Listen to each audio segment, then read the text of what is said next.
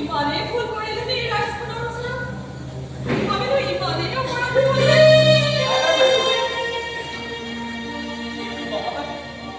তহঁতে একো ভুল কৰা নাই কি জান এটা দিন আহিব আজি যিবোৰ মানুহে তহঁতৰ এই দুখত আহিছে সেইবোৰে এদিন চকু পানী টুকিব লাগিব মাহিব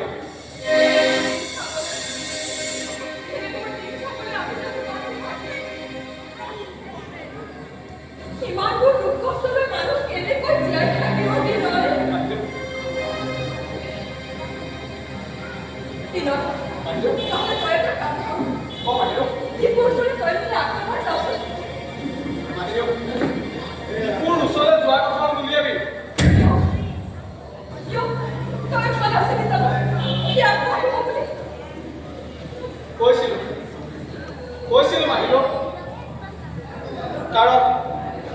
সেইখিনি সময়ত তাৰ শিক্ষাৰ সেই ঘৃণনীয় ৰূপটো তহঁতৰ আগত উদঙাই দিবলৈ মোৰ লাজ লাগিছিল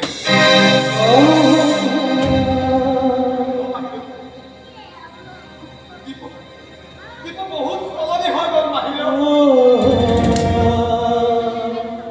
তহঁতে ভবা সেই তাহানিৰ ডিপুটো হয় সি জীয়াই থকা নাই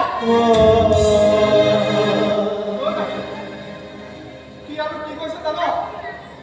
কি কৈছে বকুল টকাৰে যদি তহঁতে খাবলৈ লৈ থাক তেন্তে লক্ষী মৰি গ'ল বোলে সি আৰু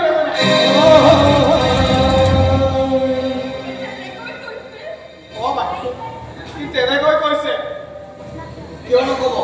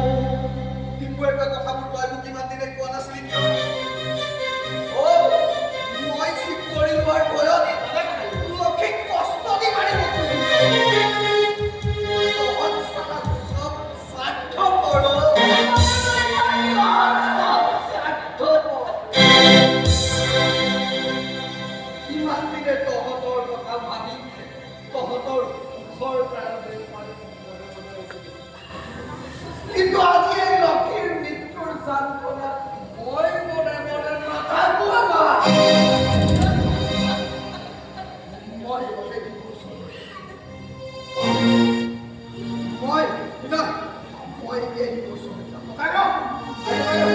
লক্ষীক সুস্থ কৰাৰ কাৰণে